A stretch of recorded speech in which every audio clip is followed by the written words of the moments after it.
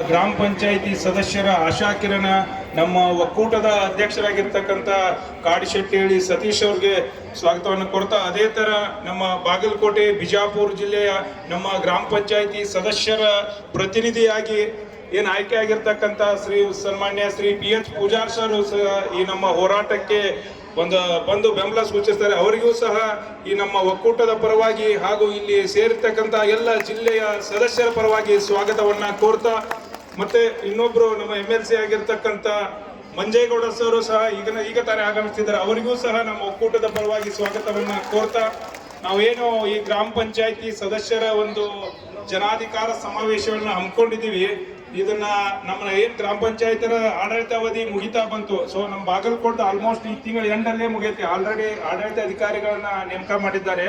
So ಉಳಿದ ಜಿಲ್ಲೆಗಳಲ್ಲಿ ಬೇರೆ 15 ದಿವಸ 20 ದಿನದಲ್ಲಿ ನಮ್ಮ ಸಂಪೂರ್ಣ ಗ್ರಾಮ ಪಂಚಾಯತಿ ಆಡಳಿತ ಬಂದಾಗ್ತದೆ. ಯಾಕಂದ್ರೆ ಈಗ ಆಲ್ರೆಡಿ 5 ವರ್ಷದಿಂದ ಜಿಲ್ಲಾ ಪಂಚಾಯತಿ ತಾಲೂಕ್ ಪಂಚಾಯತಿ ಇಲೆಕ್ಷನ್ ನಡೆದೇ ಇಲ್ಲ. ಸೊ ಇರೋದೊಂದೇ ಇದೇ ಗ್ರಾಮ ಪಂಚಾಯತಿ.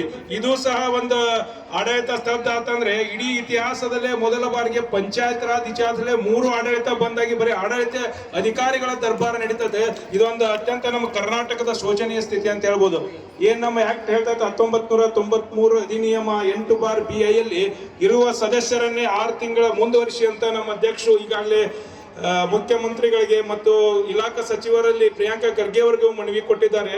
ಅದೇ ತರ ನಮ್ಮನ್ನ ಇನ್ನೂ ಮುಂದುವರಿಸಲಿ ಅಂತ ಈ ವೇದಿಕೆ ಮುಖಾಂತರ ಅವರಲ್ಲಿ ಕೇಳ್ಕೊಳ್ತಾ, ನಮ್ಮ PH ಪೂಜಾರ್ ಸರ್ ಆಗಿರ್ಬೋದು, ಮಂಜೇಗೌಡ ಸರ್ ಆಗಿರ್ಬೋದು, ಮೊನ್ನೆ ನಾವು ಬೆಳಗಾವಿ ಅಧಿವೇಶನದಲ್ಲಿ ಇದೇನು ನಮ್ಮ 15ನೇ ಹಣಕಾಸು ಹೋರಾಟದಲ್ಲಿ ಸಹ ಅವರಿಗೆ ನಾವು ಬಂದು ನಮಗೆ ಬೆಂಬಲ ಸೂಚಿಸಿದ್ದಾರೆ.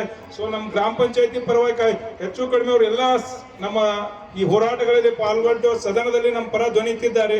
ಇದೇ ತರ ಈ ಒಂದು ನಮ್ಮ ಸದಸ್ಯರ ಅವಧಿಯನ್ನ ಮುಂದುವರಿಸಲಿಕ್ಕೆ ಸದನದಲ್ಲಿ ನಮ್ಮ ಪರವಾಗಿ ಧ್ವನಿ ಎತ್ತಲಿ ಅಂತ ಈ ನಮ್ಮ ಒಕ್ಕೂಟದ ಪರವಾಗಿ ಅವರಲ್ಲಿ ಮನವಿ ಮಾಡ್ತಾ, ಇದನ್ನ ನಮ್ಮ ರಾಜ್ಯಾಧ್ಯಕ್ಷರು ಈ ಸ್ವವಿವರವಾಗಿ ಅವರಿಗೆ ನಮ್ಮ ಇದನ್ನ ಹೇಳ್ಬೇಕಂತ ನಾನು 2 ಮಾತು ಮುಗಿಸ್ತೀನಿ.